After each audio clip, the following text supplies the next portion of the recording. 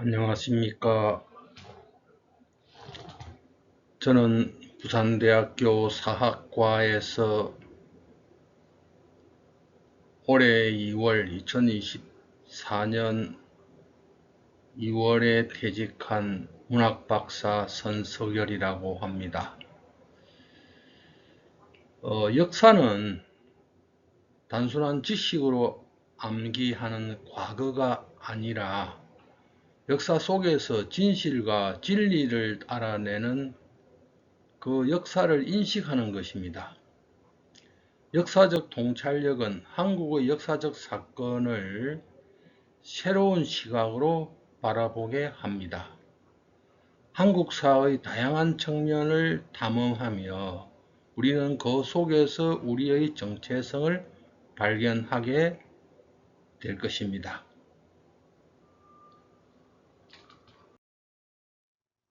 서의 외교 담판에서의 역사 개성 의식은 다음과 같이 그 성과를 객관할 수 있습니다. 고려 초기의 서희의 외교 담판은 한국 외교 역사상의 걸작품이자 불의 명작이라 할 수 있습니다. 당시 고려는 이 강대국 사이의 갈등과 충돌 속에 있었습니다. 이 와중에 서희는 투철한 역사 개성 의식으로서 그 위기를 타개한 것입니다. 이것은 조선시대의 외교와는 사뭇 대조적입니다. 사대주의 왕조하고는 전혀 다르죠. 또한 21세기 현재 한반도가 처한 상황에서도 서해의 외교 담판은 국제정세를 한국이 주도할 수 있도록 하는 데 좋은 본보기로 활용할 수가 있겠습니다. 그 목차를 보면 고려 초기의 삼국사, 이 삼국사는 삼국사기하고 혼동할 우려가 있습니다. 그래서 보통은 구삼국사라고 부릅니다.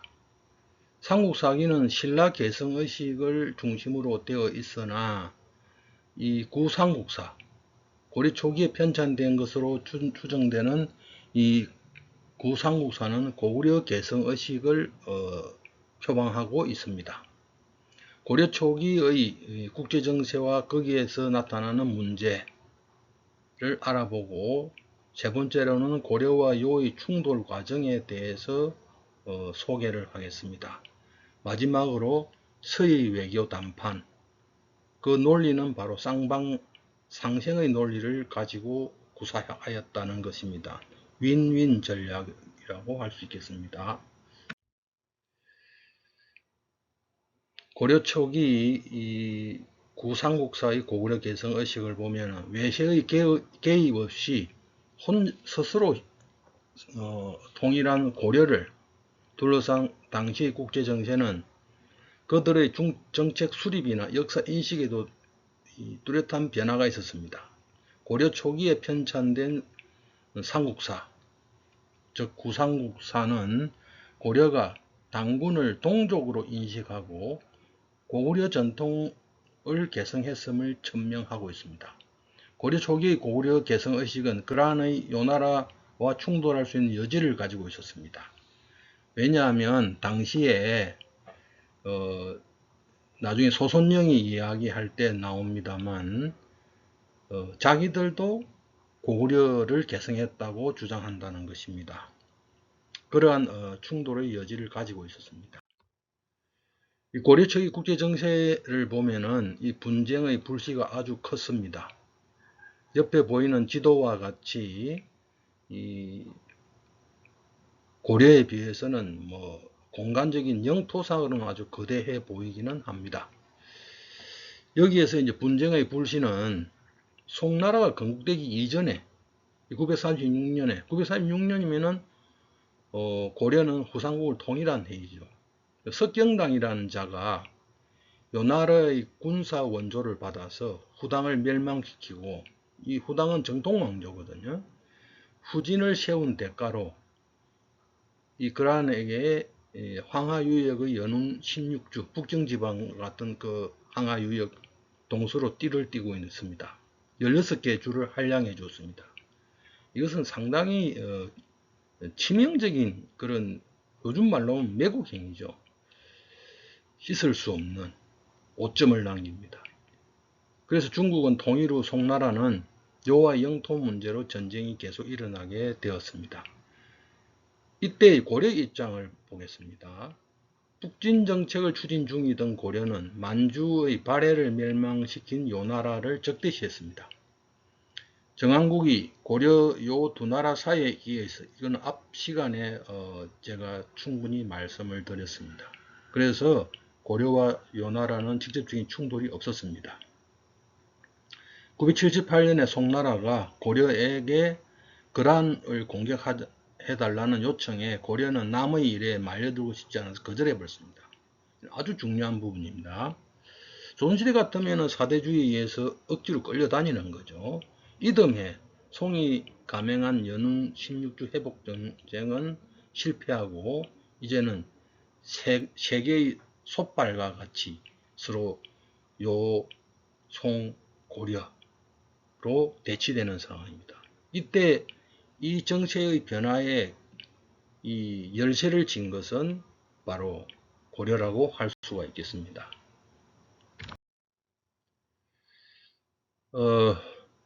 결국 고려와 요나라가 충돌하는데 그 과정을 보면 다음과 같습니다. 요나라와 고려가 대치를 하는데 여기에는 앞서도 앞 시간에도 말씀드렸지만 송나라와 고려 정한국이 동맹을 시도하자 이걸 알아챈 요나라가 대거 군대를 일으켜서 이 정한국을 병합합니다. 이때 고려는 적극적으로 그 정한국하고 이 고려의 국경이었던 청천강을 경계로 요나라와 대치하게 됩니다. 그래서 평안북도 서쪽 편은 압록강 하류 쪽 이 대령강이라는 중간 청천강 중류의 강이 있는데 이 서쪽 편은 요나라가 들어와 있고 동쪽 편은 고려군이 들어가 있습니다. 그래서 서로 대치하고 국기전이 7번 가량 이루어집니다. 이렇게 대치하다가 요나라는 고려를 침략한 이걸 제1차 침입이라고 하죠. 요가 침입한 것은 고려가 송나라와 친한 외교를 한다는데 불안을 느꼈습니다. 그러니까 고려는 요나라의 배후의 적이 되는 것이죠. 986년에 요는 먼저 사신을 고려에 보내 화해를 요청하였으나 고려가 반응이 없습니다. 그러자 바로 전쟁 준비에 돌입합니다. 요는 991년 송을 먼저 제압한 다음 2년 뒤 고려 성종 때 10월에 이 소손령이 침략해 옵니다. 그 슬로건은 대조, 즉 요나라가 이미 고구려의 옛 땅을 차지했는데 지금 너희가 경계를 침탈함으로 이에 정토한다 라고 했습니다. 고려는 이 즉각 대응을 합니다. 막았지만 패전하자 이에 고려는 소손룡의 요구에 따라 친조론, 항복하자는 쪽과 지배층, 조정 대신들 중에 서경 이북의 땅을 떼어주자는 할지론이 나오게 됩니다.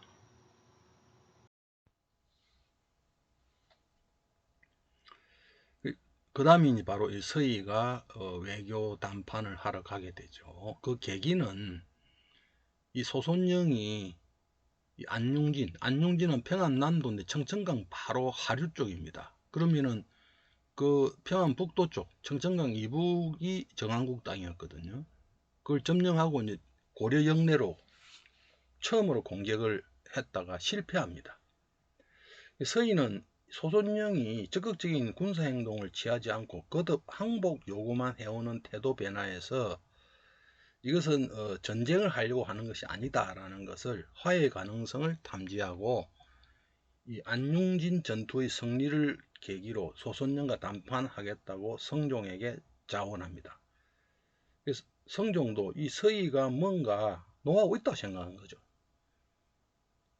거기서 바로 972년에 10여 년간 단절되었던 송나라와의 외교 사신으로서 송나라에 가서 큰 성과를 거둔 적이 있었기 때문에 성종이 이것을 허락한 거죠. 이 서희 기계를 보면 우리 기싸움이라는 건 굉장히 중요합니다. 거란의 군영에서 소선영과 상견례를 하는데 소선영이 뜰에서 자기 높은 데 앉아가지고 절할 것을 요구하자 서희는 뜰에서의 배례란 신하가 임금에게 하는 것이라 하여 단호히 거절하면서 숙소로 돌아가 버렸습니다. 이게 당당한 태도로 맞서자 결국은 서로 대등한 예를 행하고 대자하였습니다. 이것은 당시 이 요나라가 정군 80만을 동원해가 고려를 치겠다고 선전을 하고 결국 그 고려와 싸움에서는 30만을 보내거든요. 고려로도 거의 다 전군을 동원해가 30만이 동원됩니다. 서희가 바로 여기에서 군사 행동을 적극적으로 하지 않는 것을 이제 탐지를 하고, 그래서 이제 이것은 결국 남쪽에 있는 요나라 남쪽에 있는 송나라가 역습해 올 것을 대비해서 고려를 전군을 동원해서 전쟁을 하지를 못했다는 것을 알아챈 거죠. 그 회담 내용을 보면 소선영이 먼저 침입의 원인을 두 가지를 들었습니다. 첫째는 거대 나라는 고려는 신라 땅에서 일어나 신라 정통론을 주장한 거죠. 고구려 땅 우리가 소유했는데 그대들이 고구려 땅 우리 땅을 침식했다. 둘째, 고려는 우리 요와 땅을 접하고 있는데도 바다를 건너 송을 섬기고 있기 때문에 이번의 공격이 있게 되었다라고 이야기를 합니다. 물론 서희는 요가 침입한 근본적인 이유가 송나라와의 군사 동맹을 맺고 있다고 착각하고 있는 것을 알고 있었던 거죠. 그래서 소선영의 주장에 대해서 다음과 같이 비판하고 설득했습니다. 서희가 이제 내세운 것은 바로 이 단판에서의 논리는 바로 고구려 개성론입니다. 삼국사기는 신라 개성의식이 들어가지만 구삼국사는 고구려 개성의식이 들어 있습니다. 그러니까 서희가 이때 있을 때는 김부식이 삼국사기를 편찬하기 약 170년 전입니다. 우리나라는 곧 고구려의 옛터전을 이었으므로 국호를 고려라 하고 평양을 도읍으로 삼은 것이다. 즉 고구려 정통론을 내세웁니다. 이렇게 볼 때 경계로 논한다면 요나라의 동경도 모두 우리 고려 영토에 들어가니 어찌 침식이라고 말할 수 있겠는가? 뿐만 아니라 압록강 안팎도 역시 우리 땅인데 지금 여진이 그것에 도둑질 해가지고 아주 완악하고 간사한 짓을 함으로 도로가 막히는 것이 그 어려움이 바다를 건너는 것보다 더 심하다. 그래서 요나라와 조빙을 통하지 못하게 된 것은 여진 때문이다. 만약에 여진을 쫓아내고 우리의 옛 땅을 되찾게 하여 성을 쌓고 도로가 통하게 되면 감히 조빙을 따지 않겠는가 라고 반박하면서 이 소선영을 설득하였습니다. 결국 회담의 결과 994년부터 3년간 거란이 양해한 대로 압록강 동쪽의 여진족을 축출하고, 이게 바로 강동육주입니다. 그 회담에서 강동육주를 주겠다고 했거든. 그러니까 압록강 바깥쪽은 요나라가 여진을 다 토벌하고 고려 영토로 인정받은 압록강 이남은 고려가 여진족을 축출해내어서 이러한 장흥진 등 강동육주의 기초가 되는 성을 쌓고 고려의 생활권을 압록강까지 넓히는 데 크게 공헌했습니다. 이러한 정통한 역사 인식, 이 외교에서 역사 지식은 굉장히 중요합니다.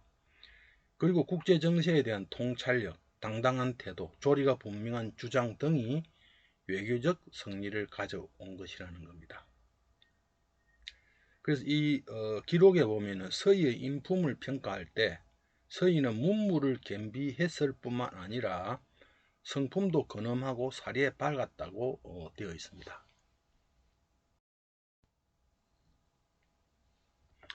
서희의 외교 담판은 현재 우리 국제외교, 대한민국 국제외교도 굉장히 중요한 노하우가 들어가 있습니다. 바로 쌍방의 윈윈 전략, 쌍방 상생 논리를 담고 있다는 거죠. 그래서 이 외교 담판의 결과 고려는 요의 달력을 형식적으로 받드는 대신에 이 당시에 국가 공식적인 모든 기록에는 요나라 연호를 쓰고 있습니다. 당분간. 그리고 고려가 고구려를 계승했다는 것을 요나라가 인정하도록 하고 강동 6주를 영유하게 되었습니다. 그런데 요나라도 상당한 외교적인 성과를 거두었던 것이죠. 일단 형식적이나마 고려를 복속시켰다는 거죠. 정삭을 받았다는 것은 그런 좋은 관계로 일단 인정을 하는 겁니다. 이걸 가지고 조선시대에 뭐라고 비판하는데 그것은 당시 이 상황을 이해를 잘 못합니다. 대는 뭡니까? 대나무는 안 꺾이죠. 굽히지더라도 다시 꼿꼿하게 펼 수가 있습니다. 그런 논리라고 볼 수가 있는 거죠. 강대국에 호전적으로 나섰다가는 나라가 멸망될 수도 있습니다. 그 위기의 순간을 잘 버티면 또 형세는 바뀌거든요. 두 번째, 고려와 송과의 외교 단절에 성공하고, 세 번째, 요와 송이 결전할 경우 배후에서 고려가 기습할 걱정을 들게 되었습니다. 이제는 마음 놓고 요나라는 송나라를 공격할 수 있다는 거죠.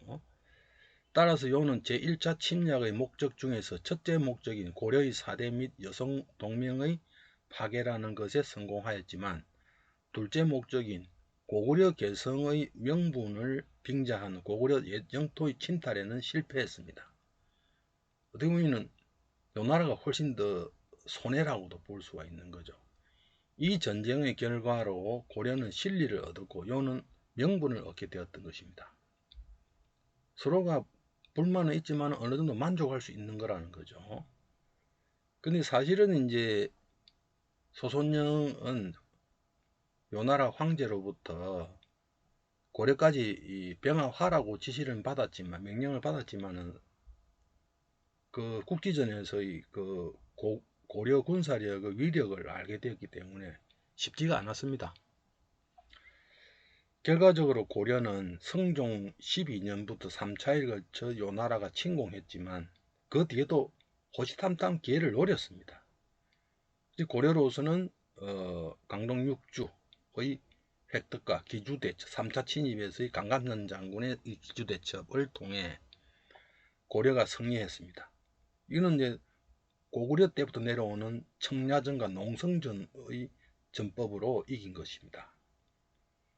산악이 많은 곳에는 요나라 유목민족의 기병이 잘 안 통합니다. 그래서 이 농성전이 아주 중요한 역할을 했다는 거죠. 결국 고려가 고구려 개성국임을 인정받고 요 연호를 사용하는 정도에서 친선관계를 맺고 평화가 유지되었습니다. 그런데 이로부터 100년도 못 가서 요나라는 송나라, 금나라 연합군에 의해서 멸망을 당합니다.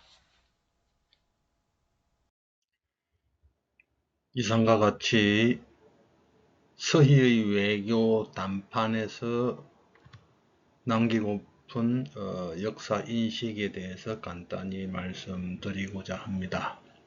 첫째, 역사뿐만 아니라 나를 둘러싼 상황을 객관적으로 통찰할 수 있는 능력을 길러주는 역사 이해여야 한다는 것입니다.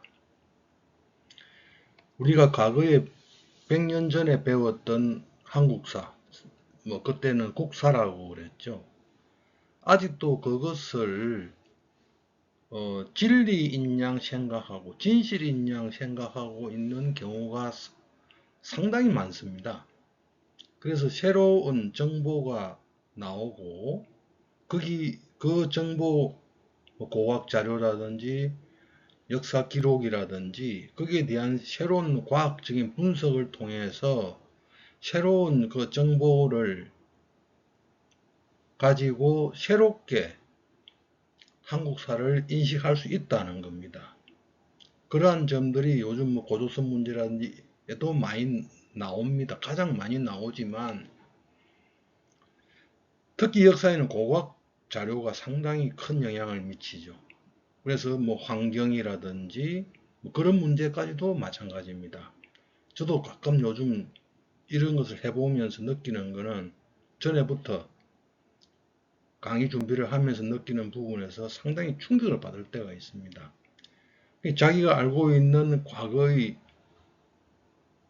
그 역사 지식이 잘못되었다는 것을 느낄 때가 정말 처음에는 고통스럽지만 나중에는 굉장히 즐겁다는 것입니다. 근데 현재 우리나라에서는 교과서에 잘 받아들이지 않는 경우가 많습니다. 이 국제관계에서의 외교의 중요성이라는 부분이 있습니다. 우리는 과거에 뭐 전쟁을 해요. 6.25 전쟁이라든지 뭐 삼국 통일 전쟁이라든지 뭐 임진왜란이라든지 또 우리가 남한산성이라는 데서 영화에서 보면 그 병자호란 청나라와의 전쟁은 정말 황당한 전쟁이거든요. 명분만 가지고 전쟁을 하려고 한다는 겁니다. 적대를 하고. 우리가 서희의 외교 담판에서 볼 때에 요즘으로 치면 막대한 전쟁 비용, 40조 원 이상이나 드는 그 막대한 전쟁 비용을 이 서희라는 인물이 객관적인 정보를 통찰해서 외교관의 출장 비용으로서 해결해 버렸다는 겁니다. 이러한 것은 역사에서는 잘 찾아보기 힘든 부분이거든요. 그래서 과거에 뭐 항일 투쟁을 할 때도 그런 이야기 때문에 요즘도 문제가 많죠. 무장 투쟁이 중요하냐? 아니면 외교 활동으로서 8.15 해방을 시킨 게 중요하냐? 이런 문제들이 있습니다. 이 전쟁은 얼마나 많은 사람들을 황폐하게 만듭니까?